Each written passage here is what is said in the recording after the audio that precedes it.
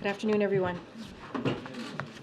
Okay, so I wanted to start today once again by calling out an unprecedented harm that Senator Tuberville's actions have to our military readiness and military families, to every branch of our armed forces, disrespecting those who serve and the families who serve with them.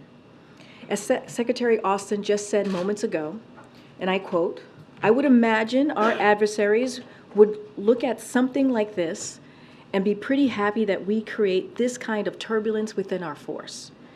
As CNN reported this morning, the senator's own constituents in Alabama are speaking out against this attack on our military.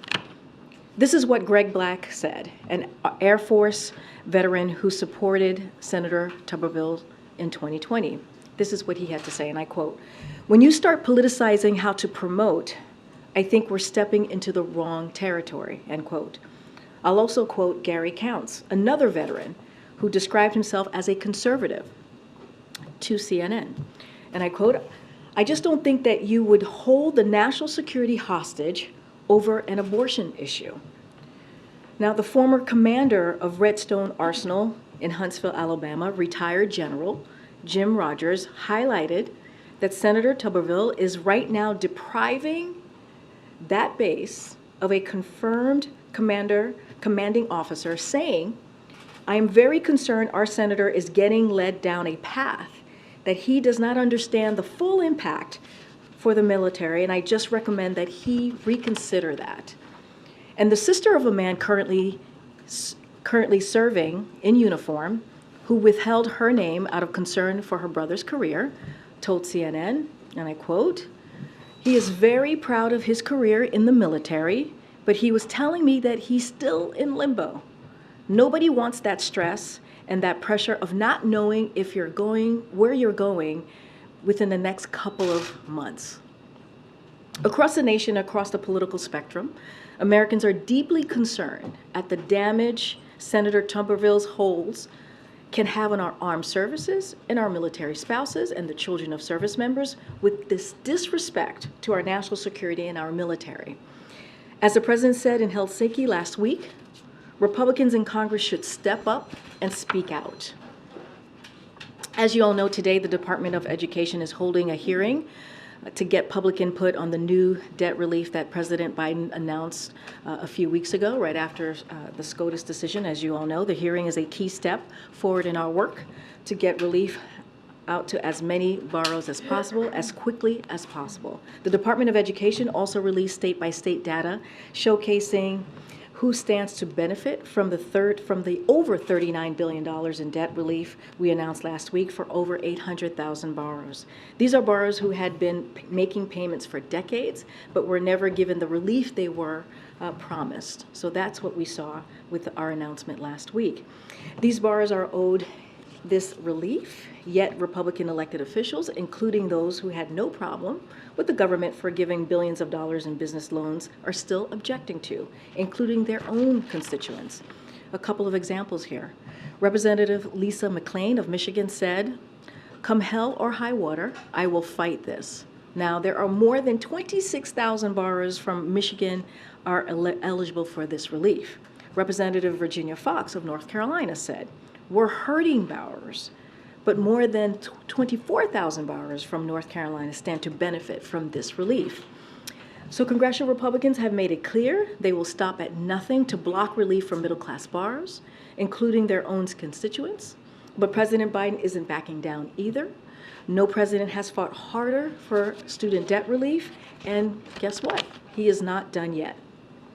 Also today, Russia attacked Ukrainian ports in Odessa, Mykolaiv, just one day after Russia suspended its participation in the Black Sea Grain Initiative. By attacking Ukrainian ports and effectively establishing a naval blockade to prevent Ukrainian grain and foodstuffs from going to global markets, Russia is exacerbating food scarcity in some of the most food insecure regions of the globe, like the Horn of Africa and the Sahel and Yemen. As UN Secretary General Antonio Guterres said, Russia's action will strike a blow to people who need it the most. The United States will continue to support Ukraine's effort to get Ukrainian grain to the people that desperately need it. And finally, I'm excited to share with all of you the latest action under President Biden's leadership to protect American consumers. Today, in partnership with the FCC, we're launching a cybersecurity certification and labeling program, U.S. Cyber Trust Mark, to help Americans more easily choose smart devices that are safer and less vulnerable to cyber attacks. We've all heard concerns about the security of wireless devices. This new program will help give Americans greater peace of mind that the devices they're bringing into their homes, classrooms, or workplaces are safer and more secure. Already, 19 leading manufacturers and retailers, including Amazon, Best Buy, Google, Samsung, Logitech, and more, have announced their support for the program. In 2024, the program will be up and running, and soon after, Americans will be able to look for the Cyber Trust Mark's distinct shield. Just like the logo on the screens behind me, across common household devices such as baby monitors, home security cameras, fitness trackers, and smart TVs, and refrigerators of all price ranges. The logo will indicate to Americans shopping online or in stores that device they're buying meets the U.S. government's cybersecurity requirements and is less vulnerable to cyber attacks. This is another key step by the Biden administration to ease the concerns of hardworking families, from cracking down on hidden junk fees to strengthening cyber protections and protecting the privacy of people in their own homes. With that, oh, you are not Zeke, you are Josh. I am. Hi, Josh. If it makes it easier, you can just call me Zeke. That's fine. No, I'm going to call you by your given name. Go ahead, Josh. Three subjects. First, the U.S. soldier who crossed the border into North Korea. AP is reporting that he had been held in a South Korea prison and was supposed to fly to Fort Bliss, Texas to face disciplinary actions. How did he escape the airport, and is he a security risk? So a couple of things, and I know that the Department of Defense, the Secretary more specifically, spoke to this moments ago, so I'll have a couple of things to share, and this is something that the Pentagon obviously has already shared. In the afternoon of July 18th, local time, a U.S. soldier on a private JSA orientation tour crossed willfully and without authorization the military demarcation line into the Democratic People's Republic of Korea. And we believe the soldier is currently in DPRK custody and are working with our North Korean counterparts to resolve this incident. DoD is in the process of notifying next of kin. Until that is complete, they will not release identification of the soldier. The White House, the Department of Defense, the State Department, and also the UN are all working together to ascertain more information and resolve the situation. I don't have more to share beyond that. We are looking into this, trying to get more information. As I mentioned, the DoD has been in touch with their counterparts, as well as others who are certainly working on this together. Been in touch with the Korean People's Army, as the Department of Defense has done. Just don't have more to share beyond that. Secondly, the Houston Chronicle is reporting that Texas troopers were told to push migrant children into the Rio Grande River. What steps is the administration taking to verify this report and address the findings? So we saw those reports clearly. If they are true, it is abhorrent, it is despicable, it is dangerous, and we're talking about the bedrock values of who we are as a country, and the indecency, the human indecency that we're seeing, potentially, if this is true, is just wrong. It is just completely wrong. But I would say, sadly, it would not be surprising from a governor who, let's not forget, on Christmas Eve, put migrant children on the streets in below 0-degree temperature. That's what we saw from this governor. But again, we don't know if this is true, if the reporting is true, but it is truly troubling to hear this type of reporting. And then lastly, former President Trump received a letter from the special counsel that he's being investigated for his role in efforts to overturn the 2020 election. House Speaker Kevin McCarthy says the Biden administration has decided to, quote, weaponize government to go after their number one opponent, end quote. I'll say, weaponize government. Here's what we have done. The president respects the Department of Justice, their independence. He has been very steadfast on making sure that the rule of law comes back in this administration comes back in the White House and clearly the administration more broadly, and that's what you have seen. I'm just not going to comment on this particular case.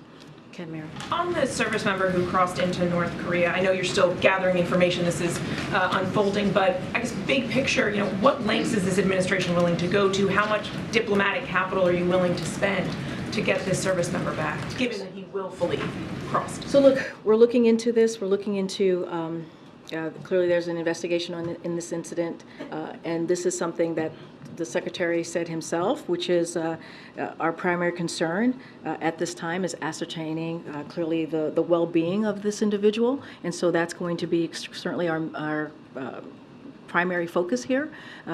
As I mentioned, the Department of Defense has certainly has reached out to their counterpart at DPRK. I'm just not going to go beyond that at this time. At this point, though, do you know if North Korea is asking for anything in return? I don't have anything to share. This is, and this is something that the Secretary said as well. This is a very early stages of this issue, of this incident, and so we're trying to gather as much information as possible. Thanks. On this soldier who crossed into North Korea, do you know what the misconduct was that he was being disciplined for? I don't have any information beyond what you already know. And do you know exactly where within the joint security area this occurred? Was it within one of those buildings at the joint security area? Was it outside? All very good questions. As I said, this is the beginning, very early stages of this investigation. We're going to look into it. I just don't have anything to share beyond that. And on January 6th, I understand that you guys aren't going to comment specifically on this case, but the president has held former President Trump responsible for the events of January 6th previously in his rhetoric in a number of ways. So I'm wondering, how does he feel about the fact that the former president may now be held accountable for the events of that day? So look, this is an ongoing case. I'm just not going to respond to any hypotheticals that's currently, out there in the world. I'm just not going to be very, very mindful and give the Department of Justice their space to do this investigation. Just not going to comment from here. Just quickly on a last topic, my colleague Priscilla reported that the U.S. has been holding migrants at CBP detention facilities for more than 10 days. This is as a result of some of the administration's policy changes, even though it's U.S. government policy to not hold those individuals for longer than 72 hours. So what is the administration doing to rectify this, and to what extent do you believe the president's policies are responsible for this? So I have to look into that reporting. It's the first time I'm hearing about this. As you know, we have our policies as it relates to holding migrants. I just have not seen that reporting, and I would have to get back so I can actually give you the correct information. Okay. Thank you, Karine. NSC's Kurt Campbell is in Seoul attending a U.S.-South Korea meeting. Currently, is he getting involved in any capacity in getting the American soldier out? I don't have anything to share about specific individuals' involvement. What I can say is the White House, the Department of Defense, the State Department, and certainly the UN are all involved and as I mentioned, DOD has reached out to their counterpart. I just don't have anything on anyone specifically being involved. Can you share anything on whether there has been a request to the North Koreans for the return of this soldier? All I can say is that we've done outreach to the respective counterparts, in particular the Department of Defense. Just don't have anything else to share. As I mentioned, even the Secretary of Defense said we are in the early stages of this, and so we're looking into this incident and obviously want to get it resolved. Quick one on Israel.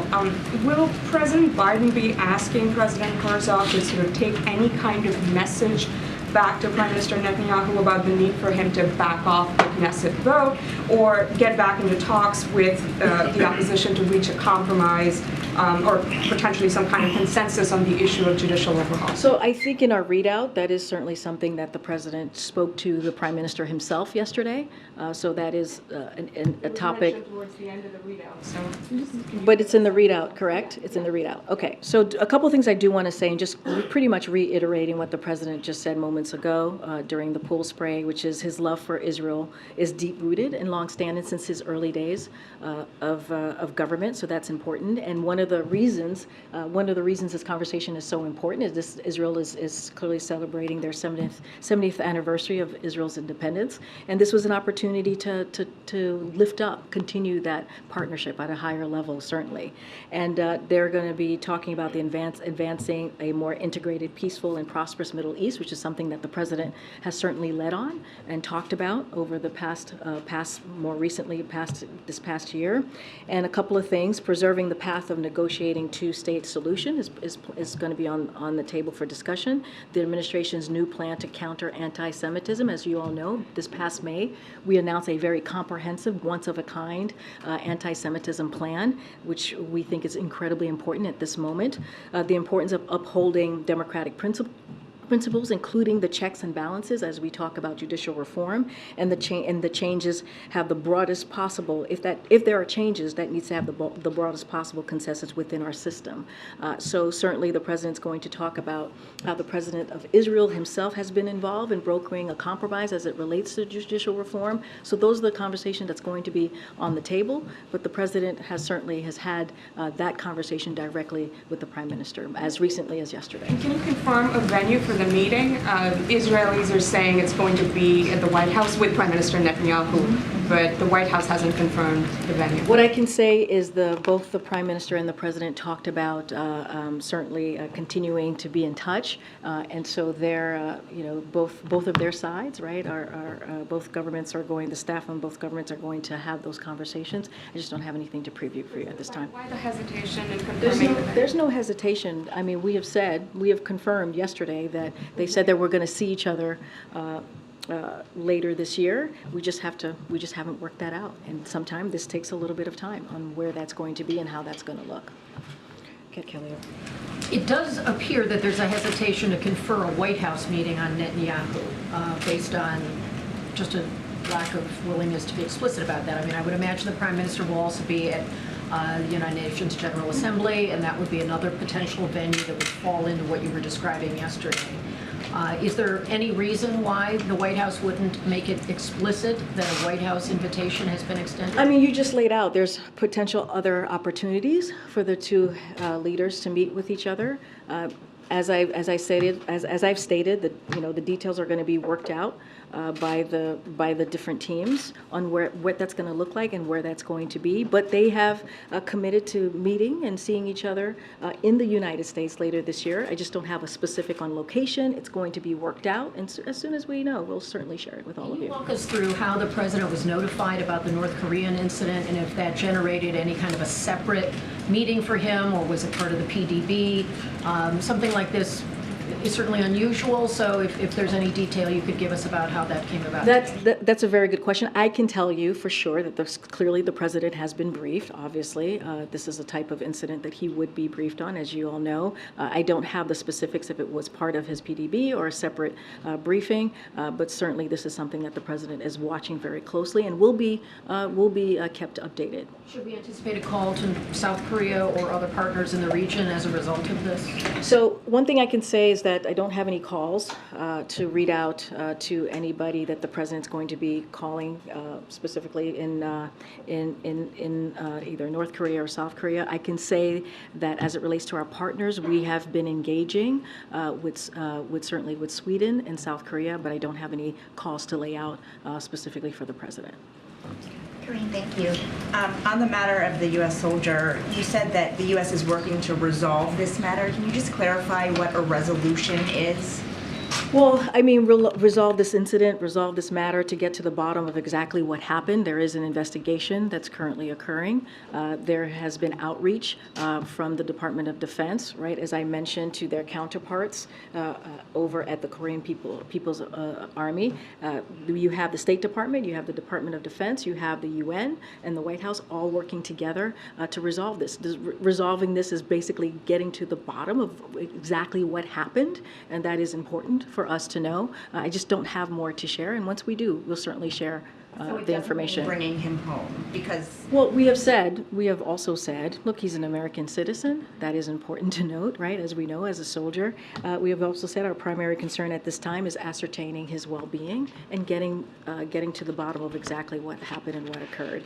I'm just going to say what Secretary Austin said moments ago. He's absolutely concerned about the welfare of his troops, right? That is something that, as the Secretary of Defense, that he is concerned about.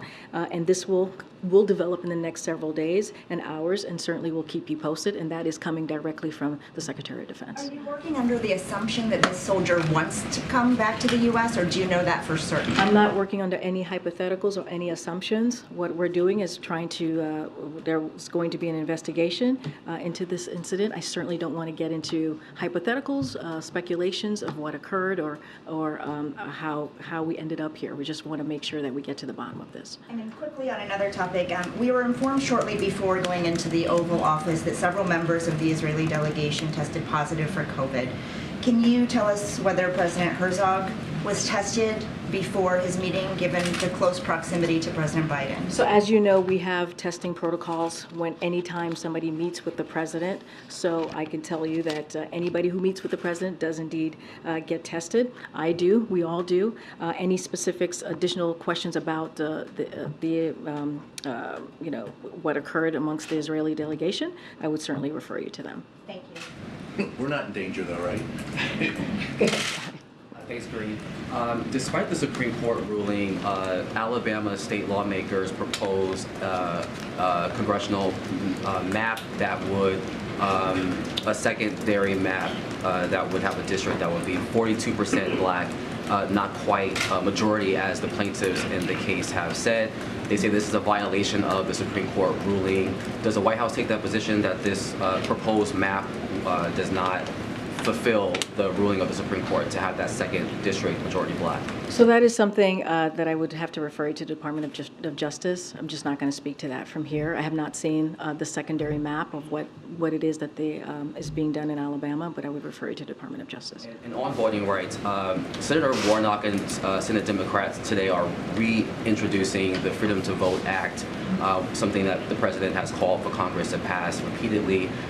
Though we know the political reality in the House for that bill, what is the White House's message to Americans more broadly about voting rights and with the reintroduction of the Freedom to Vote Act? So look, this, as you just stated, this is something that the president sees as a priority, making sure that Americans have the right to vote, have those freedoms intact. And so that is something, a message that the president will always continue to share.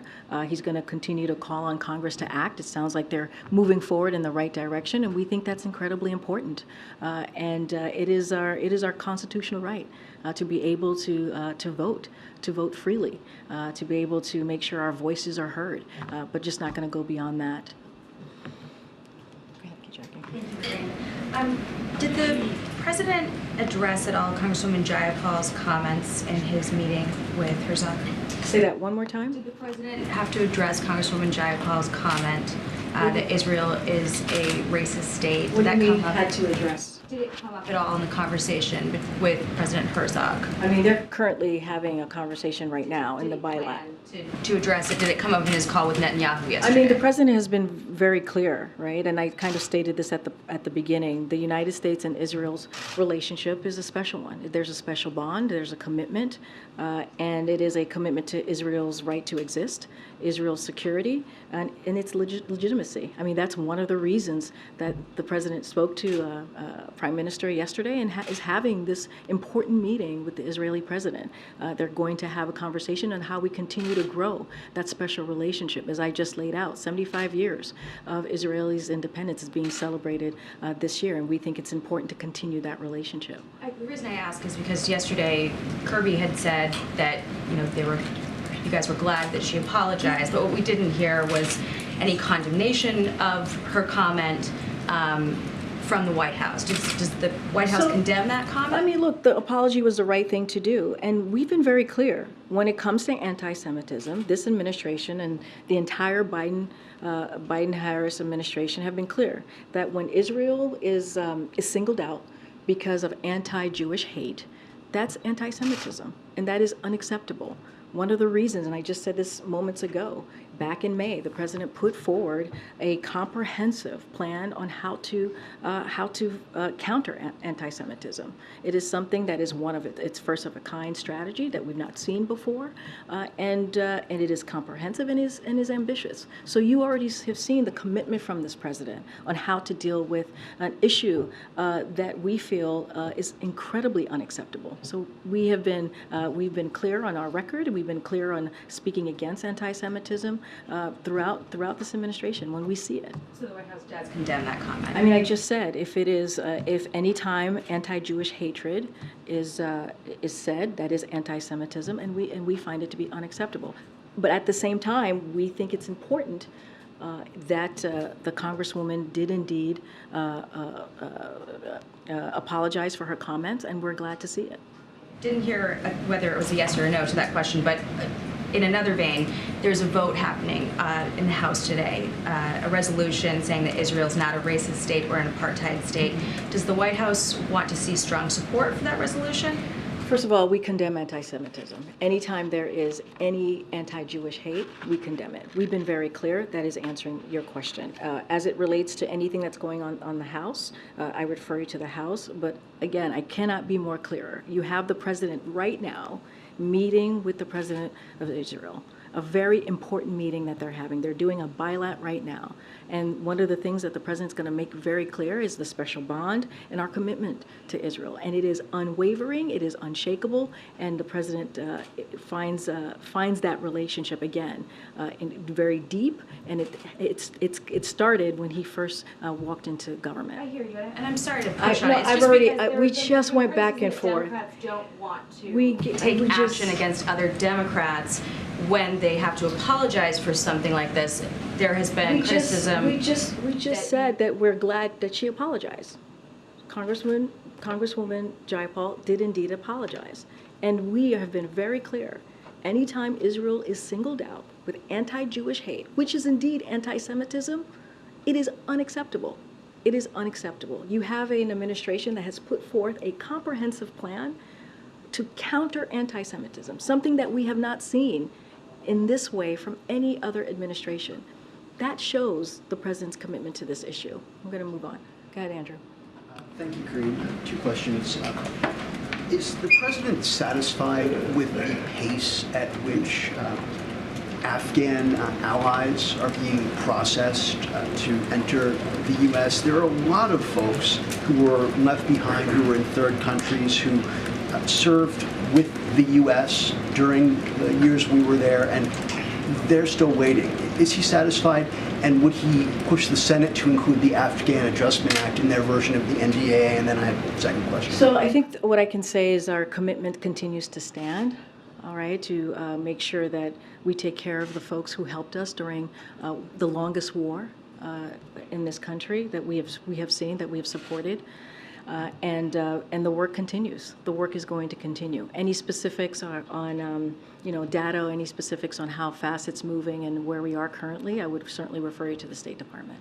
And then on what the former president said on his social media site today, has President Biden asked for any sort of intelligence estimate or inquired as to preparations for potential violence in reaction to any further indictments of the former president? Look, I could say this, we are always prepared. I don't have anything to share beyond that. Thank you so much. On Taiwan, the Vice President of Taiwan is coming through the States soon. He is currently the front runner in Taiwan's presidential election. Just wondering if any American high-level officials plan to meet with him and what messages they plan to convey to this leader as he comes to the States. So a couple of things. So we expect the Vice President, Lei, will transit the United States on the outbound and return legs of his trip to Paraguay in August. That's what we're expecting. This is a routine given the distances involved. Transits are not visits. They are, as you know, we've talked about this many times. From here, unofficial transits by Taiwan vice presidents are common. They have been about 10 vice presidential transit in the last 20 years. All have occurred without incident. This would be the 11th transit, and it would be Vice President Lay's second. He previously transited in 2021. I don't have anything else to share.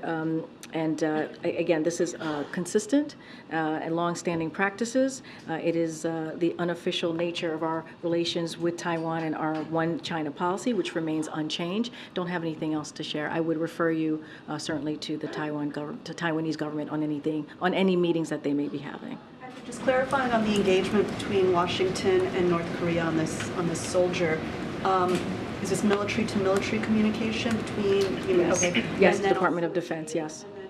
Is the U.S. engaged in any direct communication with Pyongyang or any political leaders in that country? So I don't have anything outside of what the Department of Defense have shared and what we have shared. As I mentioned, the Department of Defense is certainly in touch with their counterparts. Okay, Karen. Thanks, Karine. Much of the country and parts of Europe especially are experiencing extreme heat or severe weather right now. Will the president use this moment to focus on climate change with an event or remarks? And is there something that the federal government is doing with some of these states, Arizona, Texas, to help people as they're experiencing this heat wave right now? So a couple of things, Karen. Look, we saw the multiple reporting of extreme weather over the past couple of days, especially this weekend. We're talking about flooding.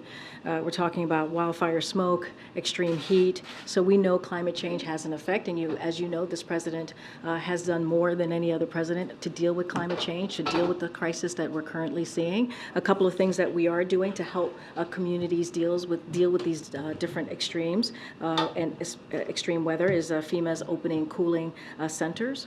We're strengthening the power grid to be more resilient to extreme heat. We're bringing local officials together to discuss preparedness measures, and we're doing everything that we can to tackle the root causes of climate change. This is why the Inflation Reduction Act is so important.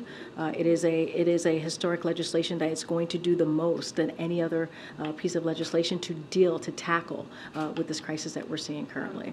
Where is FEMA doing the cooling centers? And is the extreme weather right now and this heat, is this part of the president's briefings that he's getting right now? Well, as you know, the president has been kept pretty much up to date on the extreme weather situation that we have seen over the past couple of weeks. So that's going to continue. As far as where the cooling centers is, we can certainly get that for all of you to share. Thanks, Karine. So I'm curious, in Congress tomorrow, so will the president be monitoring it all or get updates on the House Oversight Committee where the second IRS whistleblower is going to be testifying? So the president has a busy day tomorrow. As you all know, he's convening the Competition Council to announce new actions to increase competition in the American economy, to make sure that we're doing everything that we can to lower costs for consumers, and also to help entrepreneurs and small businesses thrive. And that's what the president's going to be focused on tomorrow. These are pillars, as you can imagine, of Bidenomics, is something that we've been talking about certainly the last couple of weeks. So he's going to have a busy day. That's going to be the focus. It's going to be focused on the American people. Is the president concerned about the impartiality of the IRS in terms of their work and their investigations that they do then? I'm just not going to speak to the hearing that's happening tomorrow. No comment from here. Okay, Michael. Thanks, back on the Houston Chronicle article on the border, what, if anything, is the administration doing to verify those reports? The reports on the border, yeah. The numbers. Yeah. Okay. Yeah. Which part? Can you say more? The part about the pushing them, the pushing them in the river. Okay. So this is about Abbott you're talking about. I just want to make sure because there's a lot of things happening at the border. Okay. So look, I think what we have done, the president has demonstrated leadership on how to deal with, how to put forward a plan that's humane, right? That's humane and actually is also effective. And you saw that in the past couple of months. What we're seeing right now, if you're denying migrants water, that's not enforcement. That is abusive. That is atrocious. And so we don't know if these reports are true. Clearly, we're hearing them just like you are. So certainly we're going to call that out.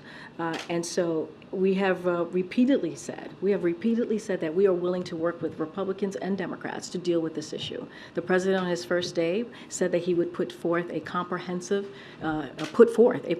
immigration plan, and that's what we want to work on. The president has done everything that he can with the tools that he has to put forward a humane process, and we see that that process is working.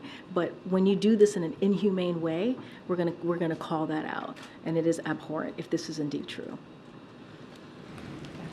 Johnson & Johnson has filed suit against the administration over the Medicare provision in the Inflation Reduction Act. Do you have a response? And is there any concern from the White House that that provision, now facing multiple lawsuits, may be struck down? So look, what we're going to continue to do is make sure that the president does everything he can to lower costs for the American people. And that's what we saw in the Inflation Reduction Act. The president is proud of that. The president has always said he's going to do everything that he can to give Americans a little bit breathing room. And look, what we're seeing now, that Medicare is allowed to be able to have those conversations to lower costs. That's important. That's important. We want to work with pharmaceuticals on how we move forward on continuing to lower costs, but we're certainly not going to shy away from what the president has promised when it comes to health care, when it comes to drug costs, and that's when, again, Inflation Reduction Act is so critical and so important. I'm not going to get to the legalese of this. I'll let the Department of Justice deal with it. Thank you. I wanted to ask about Julie Su. What precedent does it set to have a cabinet official doing the job of, or excuse me, have an acting official doing the job of a cabinet secretary when she can't get confirmed or have the votes to do it? I know that you all know that there aren't votes at this point to confirm her, yet she's still doing the job in an acting capacity, and it seems like it will be for a while. Well, I can't speak to the timeline. What I can speak to is we are committed. The president is committed to get her through. He nominated her because he believed that she was eminently qualified to do the job, and she has done it in a brilliant way. Let's not forget the major labor agreements that she was able to do with the West Coast ports. That's something she did as acting, and let's not forget that what that would have done. That would have hurt our supply chain. And so she's been able to do that. And so she has strong support from businesses. She has strong support from labor. This should not be held up. She was unanimously, as you all know, confirmed as Deputy Secretary by all Senate Democrats. And so we're going to continue to push forward. I can't speak to the precedents of this or unprecedents of this. What I can speak to is our commitment to getting Julie Su through, and that's something that the President has said. His commitment to her is unwavering, and she is more than qualified to be the Secretary of the Department of Labor. Is the president okay having someone in a job that can't get confirmed by the Senate? Basically going around the Senate and putting the person you want in anyways. So look, I do want to say this, as you asked me about your first question, there is no time limit for federal vacancies. Reform Act that she is serving under, that is the act that we're able to do this, to make her acting secretary. We think, again, that she is more than qualified. That is the reason why the president appointed her. And we want to see her get through swiftly. We want her to see her get confirmed swiftly. And that's what we're going to continue to call for. Thank you. Yes, Senator Rand Paul is holding up about 5 diplomatic nominations right now. He's saying it's because the Biden administration is not providing documents related to the origins of COVID.